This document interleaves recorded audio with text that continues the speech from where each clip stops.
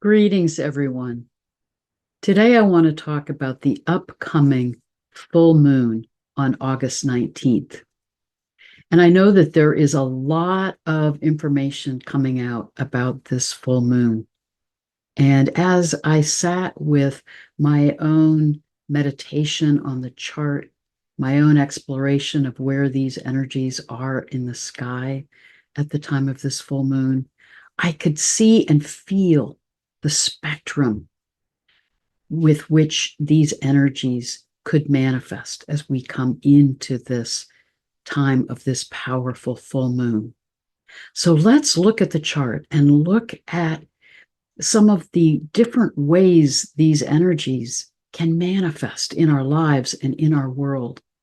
And let's remember that how they manifest has a lot to do with how we engage with these energies and our level of consciousness. Let's look at the chart. The full moon will be at 27 degrees of Aquarius, opposite the sun at 27 degrees of Leo, in a tight, exact square with Uranus at 27 degrees of Taurus. This T-square is a very powerful configuration, and it means that Uranus will be actively at work at the time of this full moon.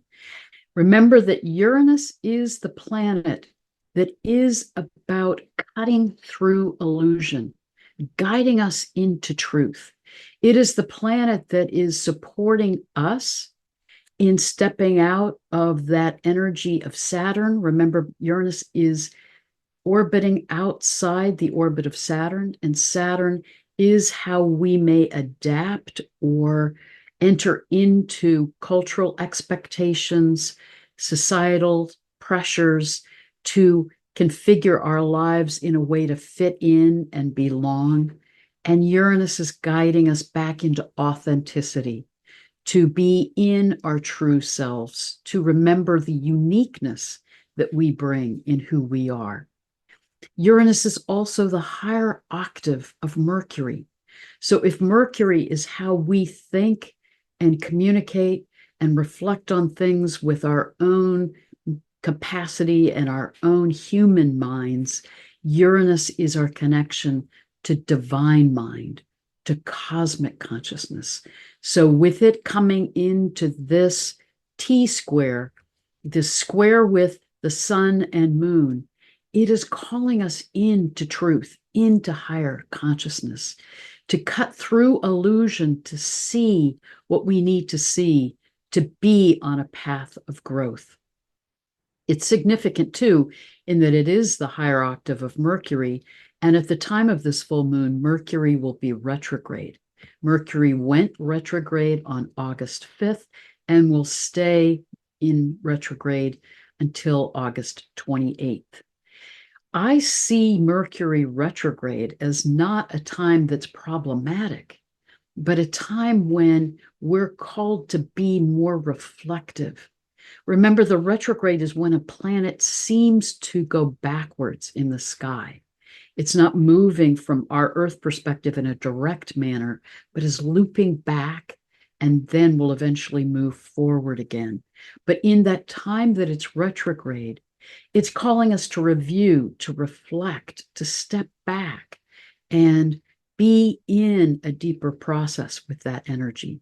So Mercury retrograde is asking us to be in a more meditative and reflective state during the time of this full moon, to be connecting more with the right brain part of ourselves and less caught in the analytical left brain part of ourselves. And Mercury at the time of this full moon is under the beams of the sun, invisible from view. So I do see this as a time where we're meant to take time to reflect, to open to those insights, the guidance that's coming to us from cosmic consciousness. And Uranus often communicates to us through these flashes of clarity or insights or experiences of synchronicity. to call us out of our conventional ways of thinking or the ways in which we may not be opening to that communication from spirit, from cosmic consciousness. It's asking us to wake up, pay attention, listen to that guidance that's coming to us in this time. Uranus, if it is not worked consciously, remember Uranus in the tarot deck is the Tower card. So it can be a planet that brings disruption, that brings unexpected experiences.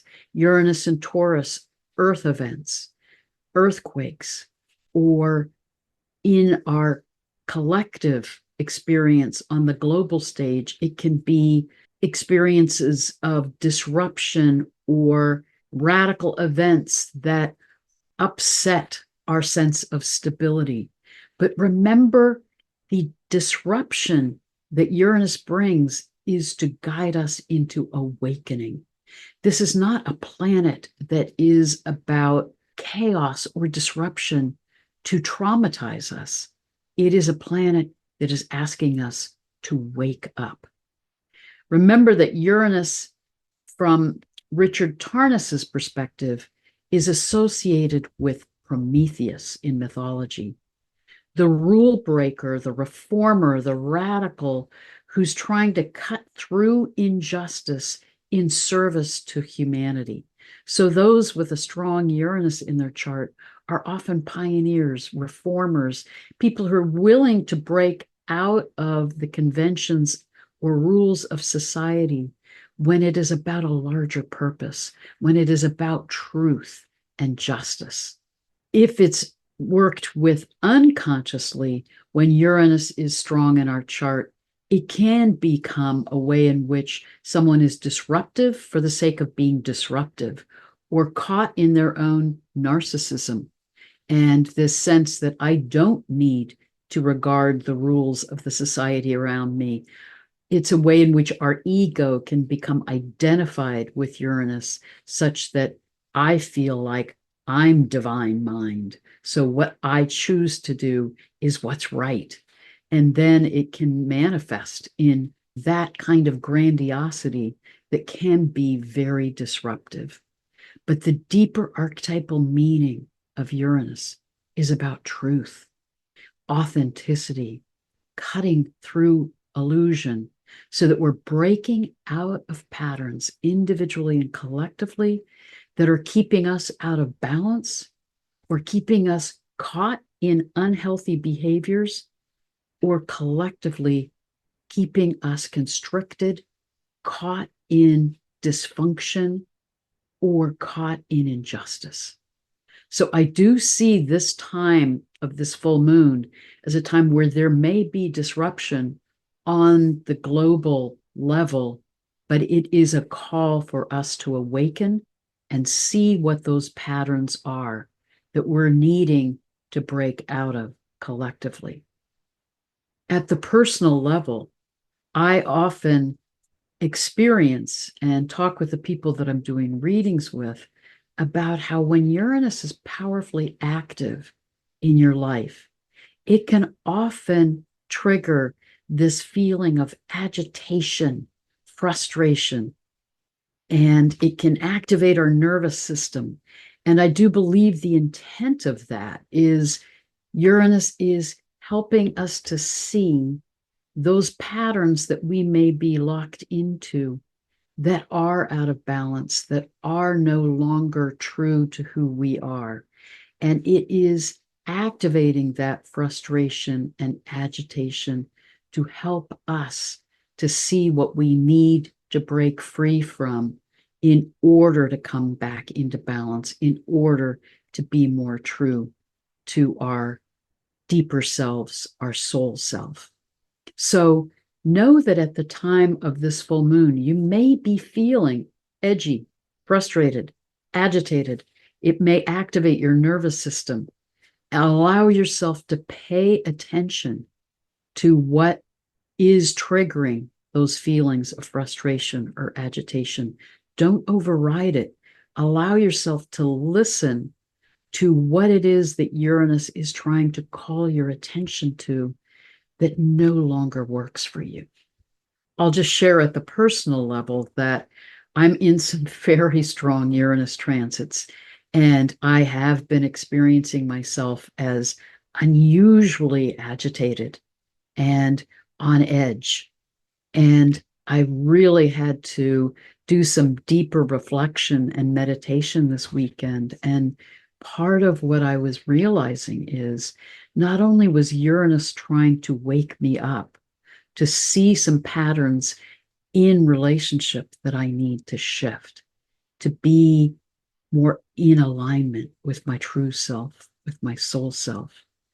But I was also realizing that Uranus was activating some patterns in dynamics, in relationship for me that related to trauma in my past that was unresolved.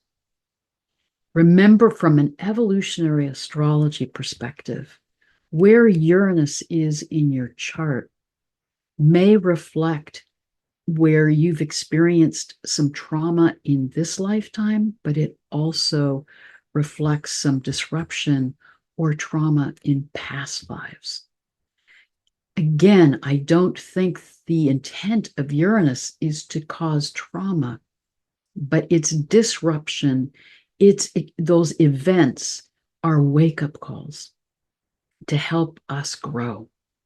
And so where Uranus is in your chart at the time of this full moon, the aspects it may be activating in your chart may be showing you not only where you need to shift out of some patterns that are no longer true to who you are, but where you may be needing to work some past trauma to clear that, to be more fully in yourself and in your wholeness. And I do believe at the collective level, this Uranus square is in a very powerful way trying to show us as humanity where we've gotten out of balance and how we need to wake up and make profound shifts now to be moving on a trajectory of healing and movement into higher consciousness, to move into these Aquarian paradigms we're being called into. At the collective level, we're at a critical threshold point, and we can stay on this path of disconnection and destruction. We are at that time in the precessional cycle that will call us into a cataclysmic reset, if that's what is needed for us as humanity to wake up and reconfigure the path that we're on. But I truly believe that the energies of the earth and sky are calling us into an awakening to heal and move into higher consciousness, to be moving into becoming Homo luminous ones, co-creating a new world together. So how we work with the energies of this powerful full moon, this threshold point, is important in terms of what path we're on individually and what path we're on collectively. And my sense is that we're experiencing more and more of a dimensional divide on the planet, that there is a lot of energy that is about clinging to the old patterns, the paradigms of the past that are out of balance, that are about domination, hierarchy, control, competition, destruction, greed, disconnection from each other and from the earth. That is the path of destruction. I also think that with how so many of us awakening in this time, we're already feeling the movement into healing, into higher consciousness, into creativity, into how we can be in community, co-creating a new world together. It's like it's happening in a parallel process. It's happening simultaneously. Honor that we're in this chaotic time where there's a spectrum of how these energies are manifesting, and it's very related to our own level of consciousness. And as you choose the path that you're on and the timeline that you want to activate, that is what will more and more manifest in your life, and what energies you emanate to be supporting those around you in moving into that path of healing and higher consciousness. So I think this full moon is a critical time for us to choose how we want to work with these energies. And let me show you more of the energies at the time of this full moon. It's interesting that we actually have a grand square if you include the asteroid Pallas Athene. So then we have this grand square with Pallas Athene, the Sun, Uranus, and the Moon. And if you look at the ways in which Mercury is guiding us to go inward and reflect, Uranus is calling us to awaken and open to our connection with cosmic consciousness. The Sun in Leo is asking us to come from the heart.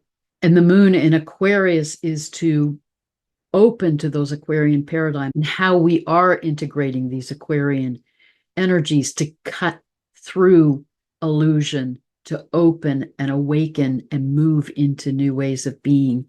And then Pallas Athene in Scorpio, let us dive deeply into our own intuition and creative intelligence to know that that is how we can manifest the new forms in this time, with Uranus's help in Taurus, new ways of manifestation and new ways of being in relationship with the earth.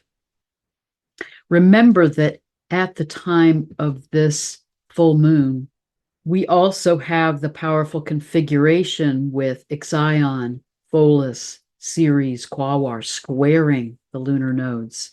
And I've just put out a video going into this configuration more in depth. So I don't want to reiterate it here, but just to say that, remember, the lunar nodes are guiding us to what is the evolutionary growth, the growing edge at this particular time. And it is about how are we moving into these new forms. The North Node is right next to the Kuiper Belt object, Salacia, the light of the sea, the salt water, helping us remember our connections to source, to manifest these new forms from that higher consciousness. And with this square, with this powerful configuration of these Kuiper Belt objects, Pholus the Centaur, Ceres the asteroid, squaring the lunar nodes, how are we looking at Ixion, what's out of balance in our lives, those ways we're operating from lower consciousness to heal, to come into balance, Quaoar, and into a right connection with the earth and each other, to be in balance, to manifest those new forms. Remember also that Ixion is a rule breaker, as I talked about in that earlier video. And some of you, I really appreciate the comments, the thoughtful insights, and ways in which you in the community process these energies and how you're experiencing them. And a few of you were wondering how Ixion and Uranus are different, and that both tend to break out of the rules of our conventional society. So are they operating in similar ways? And I would say, even though they both are, in that sense, disruptors, breaking out of conventional rules and ways of being, it's coming from a very different level of consciousness and intention. It's interesting that Uranus is associated with Prometheus, and Richard Tarnas has written a brilliant book about how that's actually more reflective of the archetypal meaning of Uranus. Prometheus, the one who breaks the rules and defies the gods, the powers of the current societal structure in service to humanity, to be a reformer. Uranus is characterized by those who are rebels, pioneers, reformers, operating out of a sense of justice and truth, to cut through the ways in which we can be caught in power over or domination, or ways society can actually be unfair and unjust to some of those who are more disadvantaged or are perceived as different from the conventional norms. So Uranus is trying to cut through those false ways of being that are keeping us from being in our true selves and keeping us from being in community characterized by truth and justice. And it is then in service to cosmic consciousness, in service to our being in right relationship with each other. And Uranus, interestingly enough, I talked in my last video about how we can tell some of the qualities and meanings of planets by their characteristics. And Uranus as a planet is greenish blue in color. Think about the chakras that connects with. Green is associated with the heart chakra, blue with the throat chakra. So when we're in right relationship with Uranus, it is about coming from the heart and speaking truth. Interestingly enough, Ixion, that planetary body, is orange or kind of orange red in color. Second chakra, orange. Root chakra, red. Ixion is operating from impulse, reactivity, a lower level of consciousness. It's more that limbic brain operating out of more primitive instincts and impulses. And it's not coming from that capacity to be in a more mature witness self. So Ixion acts to break the rules out of his own impulses and reactivity rather than out of any higher purpose. And he acts without any concern about the consequences, whereas Uranus is all about, I break the rules in service to higher consciousness and in order to be of service to humanity, to foster truth and justice and right relationship and being in right relationship with the earth and cosmos. So again, the true archetypal meaning of Uranus in this grand square and in this powerful T-square is come into the truth of who you are. May we as humanity cut through illusion and release ourselves from the paradigms that are so out of balance on the planet, to come into right relationship with the earth, to come back to justice and truth and foster that in how we are in community and how we are living that in our own self-expression. Leo. It's also significant that at the time of this full moon, the asteroids are playing a key role. Pallas Athene, part of this grand square. Vesta, exactly conjunct the sun. We have the asteroid Juno, conjunct the south node, along with that powerful point, Black Moon Lilith. So I do believe that part of the deeper meaning of that is that Uranus is also calling us to shatter those ways in which we've been out of balance collectively in that patriarchal, hierarchical power over dynamic, to come back into honoring the energies of the sacred feminine.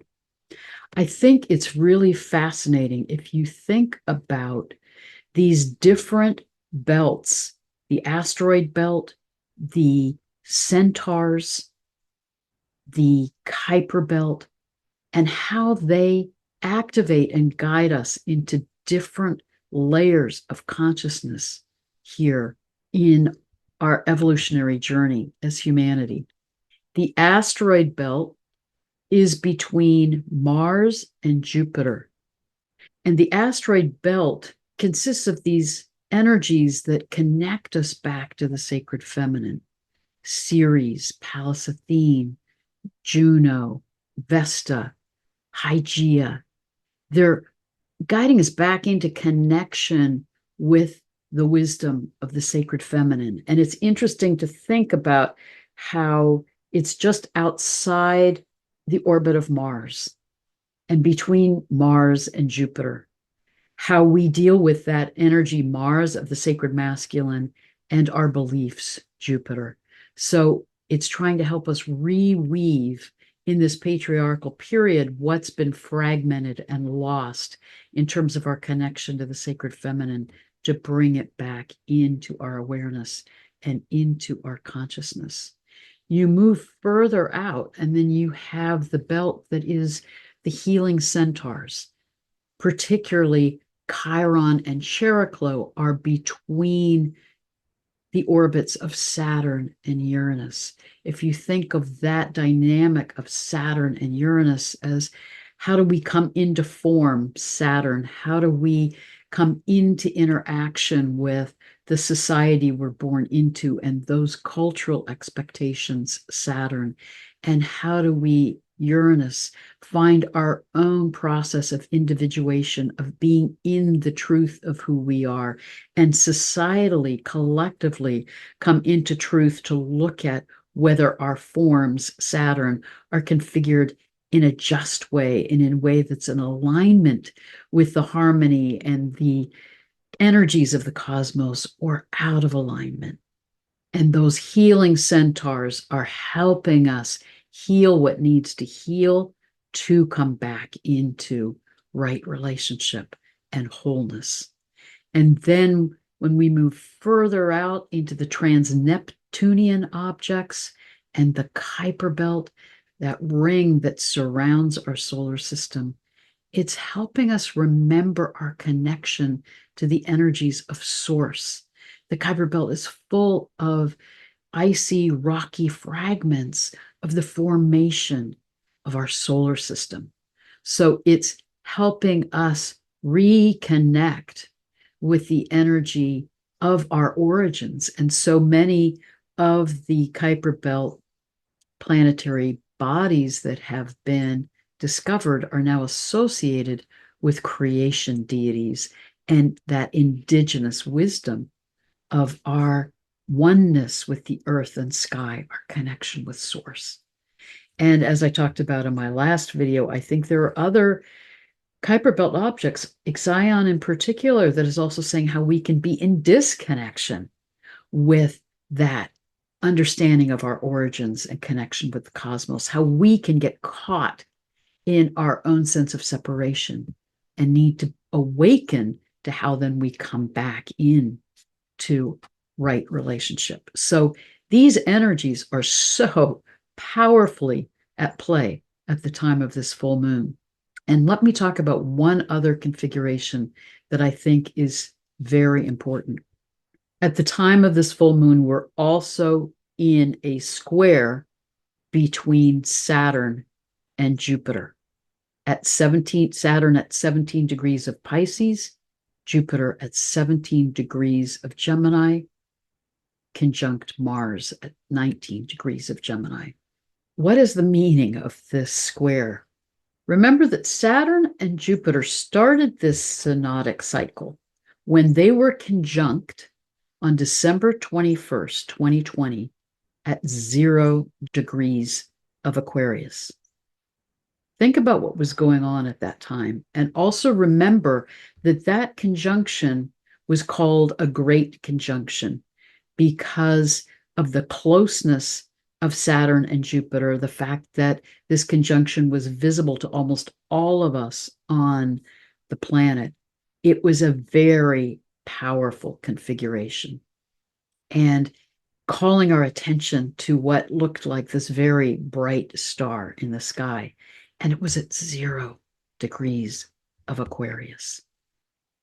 And I do believe that conjunction was supporting us in looking at how we were starting a new phase with Saturn and Jupiter and needing to look at how our forms and structures in our lives, Saturn, were configured in relationship with those beliefs, Jupiter, of this Aquarian age we're moving into. And it was coming at the time of December 2020, when we were in collective lockdown because of the COVID pandemic. So it was a very powerful configuration saying, and remember that Saturn is the traditional ruler of Aquarius. So the one level of consciousness of that conjunction can mean an even stronger intensification of power over the collective societal structures, Saturn in Aquarius, and to shape and control our beliefs. Or the deeper conscious archetypal meaning of that configuration, again, is how do we awaken to the Aquarian energy of collaboration, community, justice, freedom, truth, to be co-creating a new world together coming out of these Aquarian paradigms. We're now at what's called the first square in that synoded cycle, where Saturn is now in Pisces and Jupiter has now moved into a 90-degree angle in Gemini. From an evolutionary astrology perspective, that first square is known as a crisis in action. We're in this cycle. We've now come to this first square, which is about how are we going to act on this energy of this new configuration of Saturn and Jupiter? How are we putting that into form? How are we manifesting it? So think about the meaning of that square with Saturn in Pisces. Are we grounded in our spirituality? Are we staying in alignment with our awareness of our oneness, Pisces, to be manifesting, taking action, Jupiter, on beliefs that are an expression of that, and Mars, how we act and communicate that is in alignment with that deeper connection with cosmic consciousness and our spirituality and our sense of oneness? Or are we operating in an out of balanced way, in a way that can mean being grounded in illusion, Saturn and Pisces, to be acting out Jupiter activating Mars in Gemini in ways that can be disruptive or about polarization or about conflict with our beliefs? This is a critical threshold point with these energies, with Uranus and this square of Saturn and Jupiter. And what is the path that we will choose? Do we choose the path of higher consciousness? Do we choose to act in an unconscious way and get caught in a lower manifestation of these energies? This is our choice. And I hope that we as a community can support each other in holding a alignment with cosmic consciousness, with our sense of community with each other, to be emanating the higher energies of this full moon and supporting each other in co-creating that, in manifesting that, and in emanating those energies of higher consciousness into our collective consciousness. But let's now look at where these energies are in the sky at the time of this full moon. As I've said in many of my earlier videos, I truly believe that where the sun and moon and planets are in the sky are telling us what their energies are, what the message is coming to us from the sky. And then the energies in the chart are how we can manifest them here on the Earth plane. Because again, the tropical zodiac chart is now more associated with our seasonal cycle.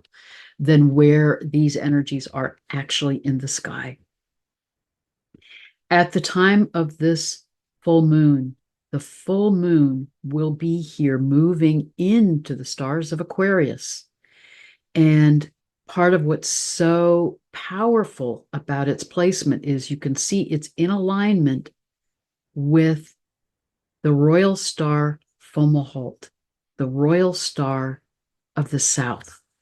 Let me show you where that star is in relationship to the constellation Aquarius, the water bearer. So you can see here the water bearer of Aquarius pouring the urn of living waters to the earth. And this is the constellation Pisces, Astrinus, with Fomalhaut, the royal star, the mouth of the fish, taking in and drinking of those sacred waters of Aquarius. And I think of those waters of Aquarius, of the water bearer, as the waters of wisdom, guiding us back into that understanding of the consciousness of water, how water not only is the life-bringing energies to us here on the earth, but it holds the consciousness of our source. Again, I strongly encourage you to explore Veda Austin's work and her new extraordinary book, The Living Language of Water, to help us to not only honor the waters and how they give us life and create all of the life on the planet, but how these waters hold divine consciousness, cosmic consciousness, to help us remember who we are, to help us remember our interconnectedness with the sacredness of the life around us and of all that is. So Fomalhaut is that star in the sky that is teaching us how to take in and drink deeply of those waters of wisdom, those waters of life, to be in alignment with cosmic consciousness. So this full moon is supporting us in its presence in the stars of Aquarius, guiding us to connect to that royal star and honor that wisdom within us. We're 80% water, to honor that way in which the living waters of the cosmos move in us and all around us. The full moon is opposite the sun, which is now conjunct Regulus, the royal star of the north, the heart of Leo the lion. Mercury is close by there as it's conjunct the sun. So again, the theme of this is come back to your heart. With Mercury retrograde, step out of your mind, come back to your heart, and remember the meaning of this royal star, which is about when you live from the heart and open to that light of cosmic consciousness that is in you and come through you, then you can live with courage and operate out of that unity consciousness in who you are and all you do. Uranus, that's in that powerful square with the full moon, is here in the sky, in the stars of Taurus. And many will talk about how it's conjunct Algol. And again, as I said in an earlier video, Uranus is not conjunct Algol. Algol is not on the ecliptic. And I so honor Bernadette Brady's work, which she cautions us to not collapse the stars onto the ecliptic, onto this two-dimensional line, but to honor that the sky is a sphere, and to honor that Uranus is in alignment with that star as the moon is in alignment with Fomalhaut, but it's not conjunct. It's actually in closer connection on the ecliptic with the stars of Pleiades. I do believe in being in alignment with Algol and honoring that part of the sky that is this energy of Cetus in relationship with Perseus the warrior. Uranus is continuing to guide us as it's journeying through this part of the sky to say, cut through the polarization And the division and conflict between the warrior and the energies of the deep, of the waters, of the sacred feminine, bring these back into right relationship so that we can operate with that Mars energy as spiritual warriors, honoring the wisdom of the sacred feminine, instead of caught in division, dualism, polarization, and conflict between the sacred masculine and the sacred feminine in a way that's led us into the destructiveness of the patriarchal period. Uranus is saying, come back to truth. Come back to the integration and wholeness of the sacred masculine and the sacred feminine. And then being by Pleiades, bringing that healing energy, guiding us into the change that we're in this time, the transformation that we're in, to remember our wholeness and our connection with the oneness of all that is. And then with that Saturn square with Jupiter, Saturn in the sky is close to the stars of Pisces, but is actually in the part of the sky with Aquarius in the waters, being poured by the water bear, guiding us back into that connection with the wisdom of cosmic consciousness. Jupiter and Mars are here between the horns of the bull of Taurus, between the royal star Aldebaran and this powerful star Elnath. It's exquisite from my perspective how the sky is guiding us. If you think about that square with Saturn and Jupiter being stay grounded in spiritual wisdom, Saturn connecting to the stars of Pisces and Aquarius, Jupiter here between the horns of the bull. Are you aligning Aldebaran with internal integrity and staying grounded in that clarity? Or are you caught in the horns of the dilemma and duality and getting caught in that acting out, which is the shadow side of Elnath, aggression, the horns of the bull charging? The deeper meaning of this is come back into being grounded, Taurus, in integrity and in truth and in right relationship with the earth and with the sacred feminine, Taurus. Extraordinary when you realize the guidance coming from the sky, this powerful message coming from Uranus, coming from this full moon in Aquarius, opposite the sun in Leo, right at the heart of Leo, the lion. And let's look at the Sabian symbols for this powerful time. The meaning of the Sabian symbol for the moon at 27 degrees of Aquarius is, how do we expand our perceptions in order to see more deeply, seeing the universe as an expression of creativity and diversity held in unity consciousness. This is the energy of this full moon. How do we expand our perceptions, expand our consciousness, drink deeply of the waters of the water bearer of Aquarius, connect to Fomalhaut, that royal star, teaching us how to absorb and take in and live from that wisdom of the cosmos, to remember that we are interconnected and that we are a part of the oneness of all that is, to be allowing ourselves to honor our diversity and to remember our unity, to come from the heart. The moon opposite the sun at 27 degrees of Leo, being about how do we connect to that light of consciousness, let it emanate through our hearts, giving us hope, giving us joy, giving us that remembrance of unity consciousness when we get out of our minds, get out of our fear, get out of our reactivity, and come back to our hearts. And Uranus squaring the sun and moon from 27 degrees of Taurus, that Sabian symbol is about maturity in relationships, learning from experience, growing in wisdom.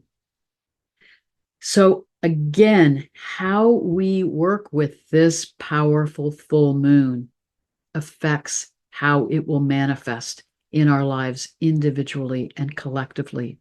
I encourage you to look at where this full moon and the sun are in your chart at the time of this full moon.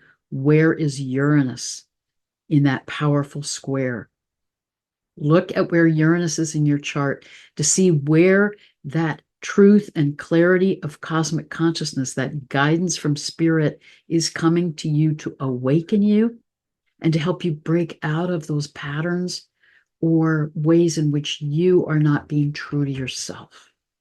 And I do believe, in particular, at the time of this full moon, Uranus is guiding us to look at ways we're in relationships with each other that are out of balance. It's helping us learn from our experiences, grow in wisdom, and have maturity, and operate from that wisdom and witness self in how we relate to each other. And again, we're being guided to come from the heart, to honor our intuition and our connection with divine mind, with cosmic consciousness, to then emanate that in how we relate to each other, in how we are coming out of our own truth and authenticity, to support each other in co-creating community that is about harmony and justice, acceptance, compassion, truth. In the midst of this powerful full moon, if you see the shadow aspects of this configuration manifesting with disruption, with chaos, with acting out, with Ixion energy, stay in alignment with your deeper self. Come back to your heart. When we're in our hearts, we're able to remember that we are held by the love and wisdom of the cosmos. We come back into unity consciousness. Then we're no longer caught in fear or caught in duality or polarization or the conflicts and chaos of this third dimensional reality. We're able to be in that realm, but be emanating the energy of love and wisdom and higher consciousness to then support each other and be in this community with each other around the globe, to emanate these new ways of being and to be in truth, to be in freedom, to be in love and joy and creativity, to be co-creating a new world together. Thank you for honoring these energies from your own heart and place of higher consciousness. And again, give thanks to this community for how we support each other in that. Blessings and love to all of you. Blessed be.